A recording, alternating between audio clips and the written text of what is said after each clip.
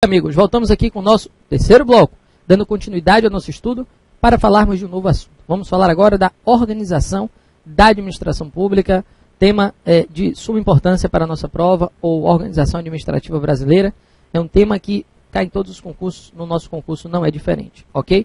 Vamos comigo na tela, olha lá, o tema da organização da administração pública, ele está organizado a partir desses três tópicos que aparecem. Você tem aí, primeiro, formas de prestação da atividade administrativa. Segundo, você tem aí um tópico para falar da administração pública direta.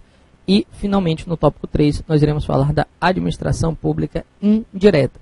Então, são três tópicos tratando aí basicamente das formas de prestação da atividade e das administrações públicas direta e indireta. Bom, em relação ao primeiro tópico, sobre as formas de prestação da atividade administrativa, nós sabemos que sempre que uma atividade ela é prestada pelo núcleo, sempre que uma atividade é prestada pelo centro, sempre que a atividade é prestada pela própria administração direta, nós afirmamos que essa é uma chamada prestação centralizada. Centralizada, quando a atividade e o serviço ele é desempenhado pela própria administração pública direta, pelo próprio núcleo duro, pelo próprio centro administrativo, nós falamos que esta administração, que essa prestação é uma prestação chamada centralizada. Então, prestação centralizada, parta dessa primeira premissa segura para a sua prova. A prestação centralizada é aquela que é exercida pela administração direta, pelo núcleo ou pelo centro da nossa administração,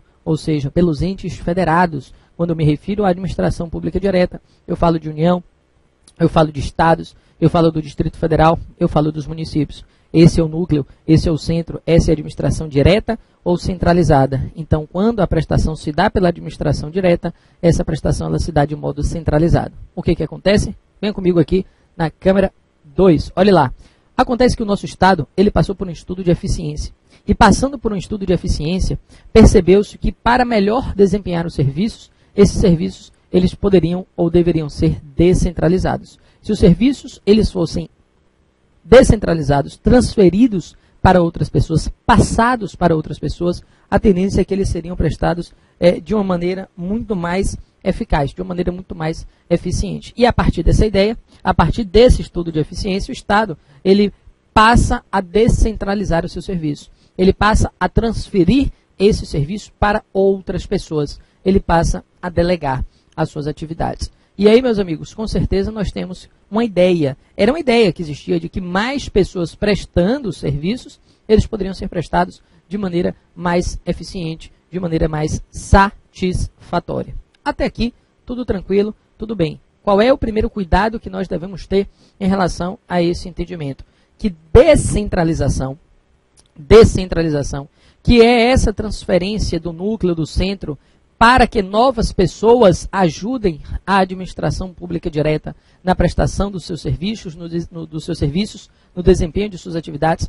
Essa descentralização, que é a transferência da administração pública direta para outras pessoas jurídicas, ela não se confunde com o processo, com o fenômeno da desconcentração. Então, o primeiro cuidado que eu quero que você tenha logo nesse início, no primeiro tópico, que diz respeito às diversas formas de prestação da atividade administrativa, é justamente não confundir a prestação direta ou centralizada com a prestação indireta ou descentralizada, e mais, não confundir a descentralização com o fenômeno da desconcentração. Professor, qual é a diferença da descentralização para a desconcentração?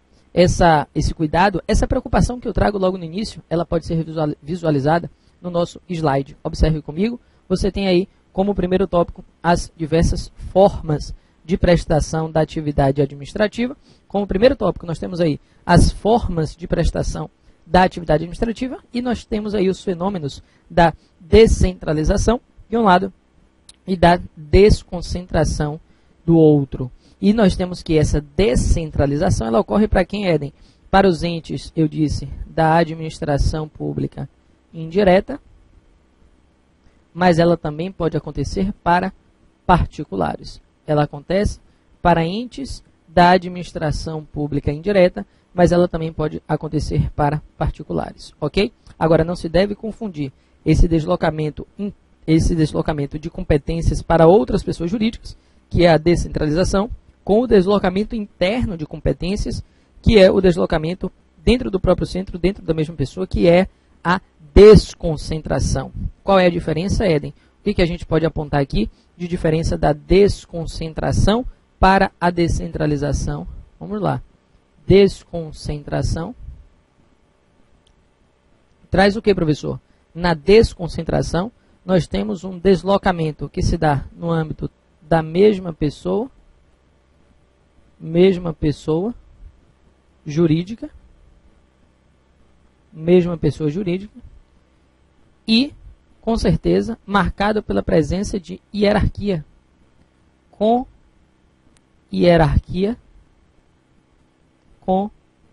subordinação, com hierarquia e subordinação, ok? Então, a desconcentração, repito, é um deslocamento interno. A desconcentração, ela é um deslocamento interno de competências, vale dizer, é um deslocamento de competências dentro da mesma pessoa jurídica, é um deslocamento interno de competências, é um deslocamento dentro da mesma pessoa jurídica, pautado numa relação de existência de hierarquia e de subordinação. Então, portanto, é com hierarquia e com subordinação. É diferente da descentralização. Aqui é a desconcentração.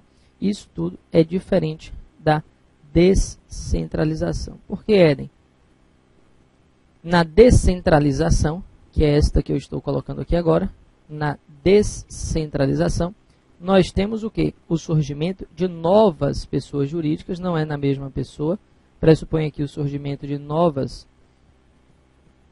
pessoas jurídicas, pressupõe o surgimento de novas pessoas jurídicas e, além disso, é uma relação que, meu amigo Fábio, não é marcada pela existência de hierarquia, não é marcada pela existência de subordinação. Então, vou colocar aqui sem hierarquia e sem subordinação. Professor, não há hierarquia, não há subordinação. Não há hierarquia, não há subordinação, mas existe o quê? Mas existe controle, existe fiscalização. É com controle e com fiscalização. Ok? Então vamos recapitular. Quando eu falo que a atividade é prestada pelo próprio núcleo, ela é prestada pelo próprio centro, ela é prestada pela própria administração pública direta, eu estou falando que essa é uma prestação centralizada. Mas o Estado passa por um estudo de eficiência e decide e percebe que para melhor prestar os seus serviços ele poderia transferir, que para melhor prestar os seus serviços ele poderia descentralizar e ele transfere para novas pessoas jurídicas. Que fenômeno é este, Éden? Descentralização. Porque se ele vai transferir a sua atividade para novas pessoas jurídicas, isso é descentralização, porque a descentralização é aquela que pressupõe o surgimento dessas novas pessoas. E na descentralização, essas novas pessoas, elas não serão hierarquicamente inferiores, não serão hierarquicamente subordinadas aos entes da administração pública direta. A administração direta, ela descentraliza para a indireta, mas também descentraliza para particulares. E esses particulares e esses entes da administração indireta, ou seja, esses descentralizados, esses que receberam serviços por descentralização, eles não vão ser subordinados, eles não vão ser hierarquicamente inferiores aos entes da administração direta ou centralizada. Mas, embora não haja hierarquia, embora não haja subordinação, haverá o que, Éden? Não há dúvidas, haverá sim que se falar na existência de controle, haverá sim que se falar na existência de fiscalização. Uma coisa é hierarquia e subordinação de um lado, outra coisa é controle, outra coisa é fiscalização do outro. Na descentralização, não há que se falar em hierarquia, não há que se falar em subordinação, mas sim falamos na existência de controle, mas sim falamos na existência de fiscalização. Na tela, olhe lá. E essa descentralização, que pressupõe o surgimento de novas pessoas, que é realizada sem hierarquia e subordinação, mas com controle e com fiscalização, sem hierarquia e sem subordinação, mas com controle e com fiscalização, ela não se confunde com o Instituto da Desconcentração. Não, não se confunde com a desconcentração, porque a desconcentração é um deslocamento interno de competências, e se é um deslocamento interno de competências, meu amigo Marcos, ele se dá através de outra pessoa ou na mesma pessoa, Marcão? Está escrito na mesma pessoa. Excelente, Marcão, excelente. É um deslocamento que se dá no âmbito da mesma pessoa e é marcado pela ausência ou pela existência, Marcão, de hierarquia e de subordinação, com hierarquia, com subordinação, porque eu desconcentrei. Professor, noutras palavras, de outra forma, você poderia ilustrar a diferença da descentralização para a desconcentração? Com certeza, meus amigos. Imagine que nós tenhamos aqui na minha mão direita os 4 entes da administração pública direta ou centralizada. Os 4 entes da administração pública direta ou centralizada são os 4 entes federados, tá? Os 4 entes federados são eles: União, Estados, Distrito Federal e municípios. União, Estados, Distrito Federal e municípios. Beleza. 4 entes. Administração direta ou centralizada. Presta o serviço diretamente, de maneira centralizada. Mas percebe que, passando por um estudo de eficiência, para que esses serviços sejam prestados da melhor forma, o ideal é que eles sejam transferidos. E ela decide transferir para novas pessoas. E aí transfere para alguns particulares, mas também transfere para os entes da administração pública, agora chamada de indireta. Entes da administração pública, agora chamada administração pública indireta. E o que é que nós temos que perceber, professor? Aqui você tem um surgimento de novas pessoas, porque se eu vou tirar do centro, se eu vou tirar do núcleo, eu vou descentralizar. Olha aqui agora, essa descentralização trouxe inexoravelmente a presença de quantas pessoas aqui agora? Mais 4 pessoas. Antes eu só tinha 4 da administração direta, e agora eu descentralizei e tenho também 4 da administração indireta. Eu tenho autarquias, fundações, empresas públicas e sociedade. Então, na minha mão direita, administração pública direta ou centralizada, União, Estados, DF, municípios. Na minha mão esquerda, administração indireta ou descentralizada, autarquias, fundações, empresas públicas e sociedades de economia mista. Meus amigos, cada dedo, entre aspas, é uma pessoa. Então, a descentralização, tirar do centro e jogar para outras pessoas, pressupôs o quê? O surgimento de novas pessoas. Com certeza. E quando surgem novas pessoas, eu lhe pergunto, nessa relação existe hierarquia e subordinação? Não. Estão ou não estão no mesmo nível? Estão no mesmo nível. Se estão no mesmo nível, esse dedo consegue apertar esse? Não. Esse dedo aqui, ele consegue fechar esse dedo? Não. Esse dedo anelar da mão direita, ele consegue fechar o dedo anelar da mão esquerda? Não consegue. Por quê? Porque não existe hierarquia, não existe subordinação. Agora, ele consegue rondar, Éden? Rondar ele consegue. Então, existe o quê? Existe um controle, existe uma fiscalização. Ele faz a ronda, mas ele não consegue fechar esse dedo. Então, ele faz o controle, ele faz a fiscalização, mas se ele não consegue fechar o dedo é porque não há hierarquia, não há subordinação. Isso tudo é descentralização, uma criação de novas pessoas, uma transferência que pressupõe o surgimento de novas pessoas jurídicas. Até aqui tudo bem? Beleza, joia? Pronto. Isso não se confunde com desconcentração. E não se confunde por um motivo muito simples, porque a desconcentração, como você viu comigo na tela, olha lá, é o deslocamento interno de competências, é o deslocamento interno de competências. Portanto, é aquele deslocamento que se dá no âmbito da mesma pessoa. Então, quem era minha mão direita aqui, você já havia visto comigo. Minha mão direita era União, Estados, Distrito Federal e municípios. Minha mão direita, eu repito, Marcão era União, era Estados, era Distrito Federal, era municípios. Diga comigo, Marcão, União, Estados, Distrito Federal e municípios. Pegue União, um dedo, uma pessoa. A União Federal é uma pessoa jurídica de direito público interno e você sabe disso. A União é uma pessoa. E aqui eu tenho a União. Aí eu lhe pergunto, dentro da União não existem vários órgãos? Existe. Você tem o Ministério da Saúde, você tem o Ministério da Educação, você tem a Presidência da República, você tem a Secretaria da Receita Federal, o Departamento da Polícia Federal, você tem vários órgãos. Se eu tiro uma atribuição, Marcos, que está aqui na Presidência da República e desloco para o Ministério da Fazenda, e esse desloca para a Secretaria da Superintendência da Receita Federal, Presidência da República, Ministério da Fazenda, Superintendência da Receita Federal. Presidência da República, Ministério da Justiça, Superintendência da Polícia Federal. Ou seja, esse deslocamento interno de competências, cada falange, falangina, falangeta, cada falange é um órgão diferente, são 3 órgãos, são 3 falanges. Esse deslocamento dentro da mesma pessoa, o deslocamento dentro da mesma pessoa, ele fez surgir um outro dedo? Não. Se é dentro da mesma pessoa, eu só tenho um único dedo. E eu continuo com um único dedo indicador aqui, que é a união. E se eu desloco aqui internamente a competência, eu fiz um deslocamento que não trouxe o surgimento de novas pessoas. Então, eu descentralizei ou desconcentrei? Desconcentrei. E se eu desconcentrei, agora a desconcentração, ela pressupõe ou ela não pressupõe hierarquia e subordinação? Agora ela pressupõe, porque, olha, eu consigo fechar. Olha que legal. Eu consigo fechar esse dedo. E se eu consigo fechar esse dedo é porque aqui existe hierarquia. Quem está em cima manda e manda fechar quem está embaixo. Com certeza é porque na desconcentração, além de não surgirem novos dedos e novas pessoas, é dentro do mesmo dedo, aqui eu consigo fechar, porque aqui há sim hierarquia, aqui há sim subordinação. É o escalonamento hierárquico de competências que ocorre dentro da mesma pessoa jurídica. Ok, meus amigos? Tudo beleza? Tudo jóia? Na tela, olha lá. Tudo que eu falei, sem dúvida, pode ser sintetizado naquilo que eu escrevi também.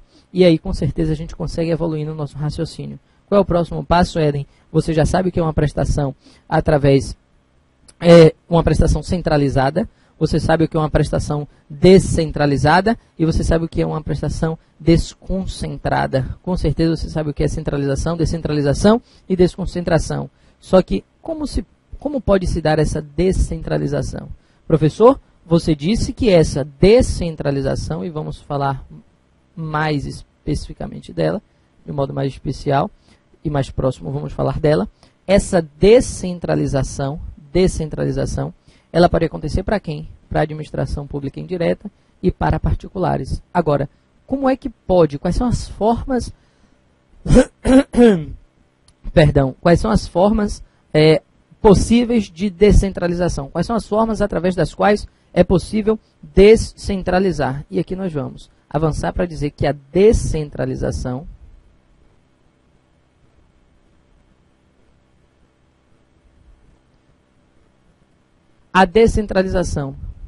ela pode se dar por outorga, de um lado, ou ela pode se dar por delegação.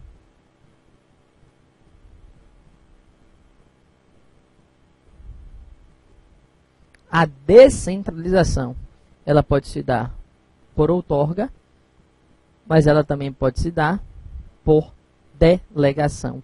Qual é a diferença, Éden, da descentralização por outorga para a descentralização por delegação? Vamos por partes. A descentralização por outorga é aquela que transfere titularidade e execução. Na descentralização por outorga, se transfere titularidade e execução. Na descentralização por delegação, se transfere só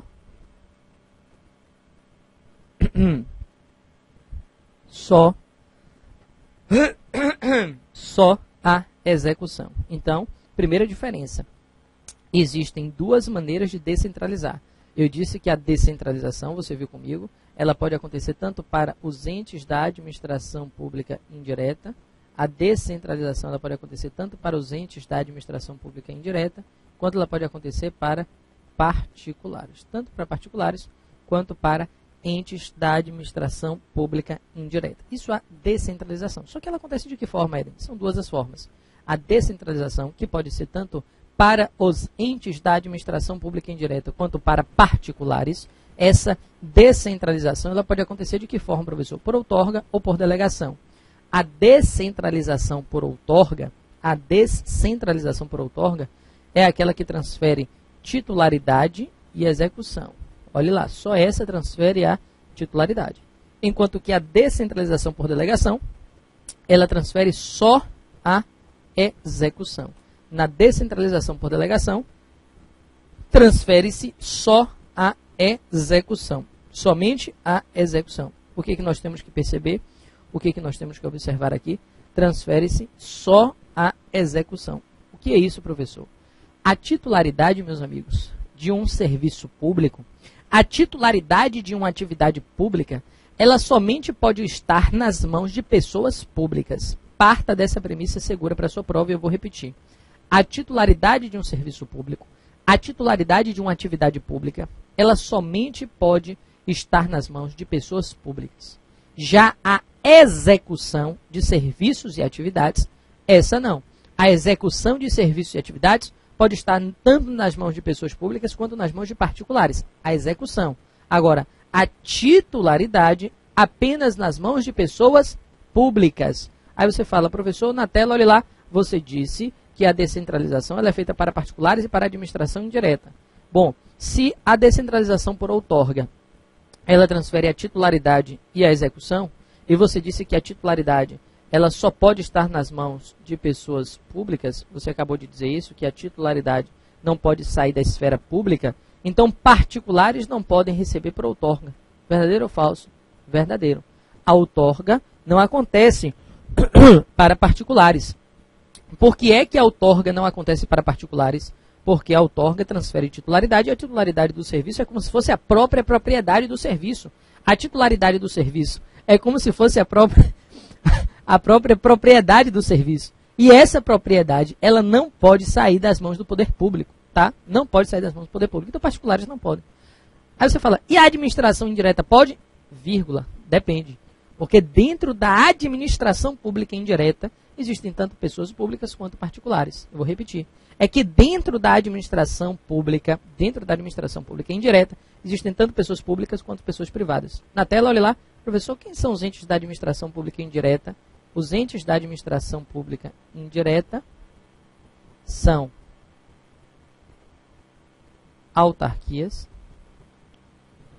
fundações públicas, empresas públicas e sociedades de economia mista.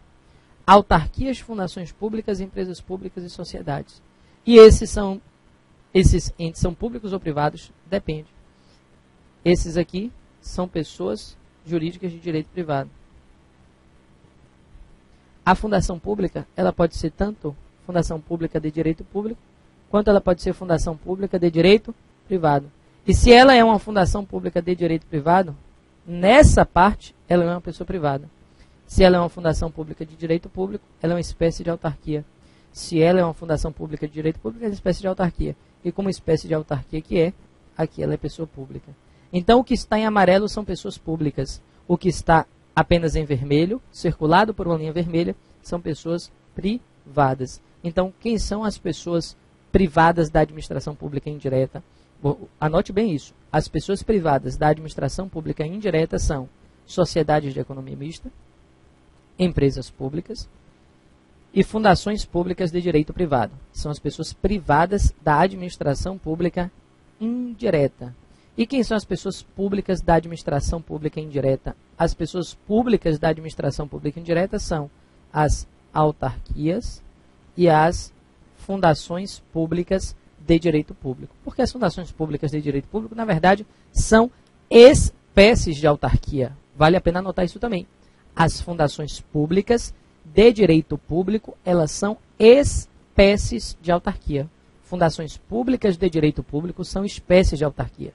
E logo, chamadas de fundações autárquicas, são pessoas jurídicas de direito público também.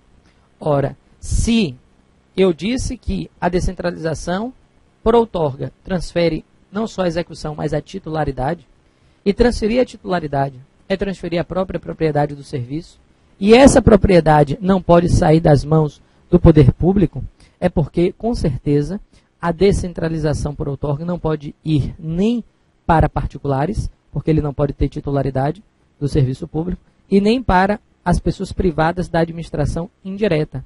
Então, a descentralização por outorga, que transfere a titularidade, ela não pode ir nem para a empresa pública, nem para a sociedade de economia mista, nem para a fundação pública de direito privado.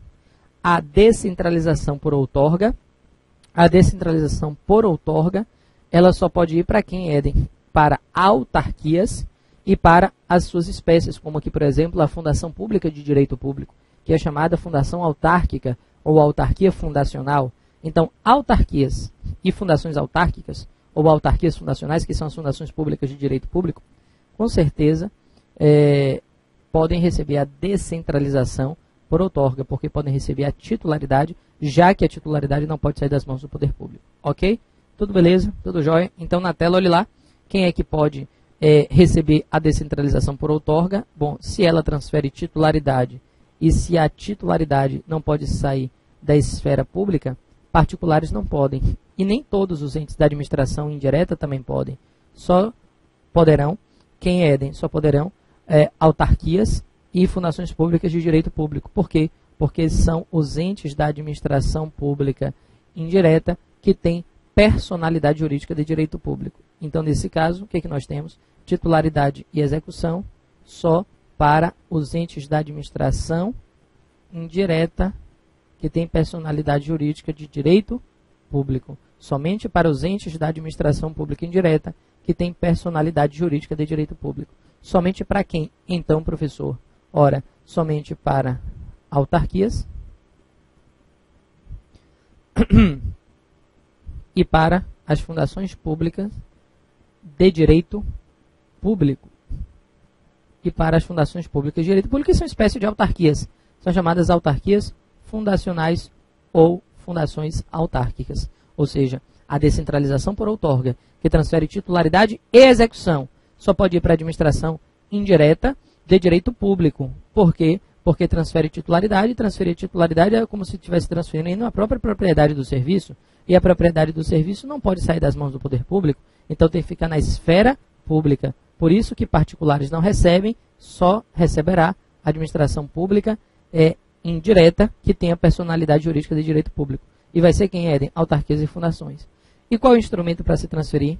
Bom, se eu transfiro a titularidade e a execução, transferir a titularidade é transferir algo que é grave. Se eu transfiro titularidade e execução, essa é uma transferência drástica. E se é grave e se é denso, só pode ser feito por quê? Eu lhe pergunto, se algo é grave, se algo é drástico, se algo é denso, um ato administrativo meramente pode? Não. Se algo é drástico, se algo é grave, se algo é denso, um contrato administrativo pode? Não. Se algo é grave, transferir a titularidade do serviço só pode ser feito por meio de lei. Ok? Na tela, olhe lá. Então, só quem pode transferir é a lei. Beleza? Tudo jóia? Então, só quem pode transferir é a lei.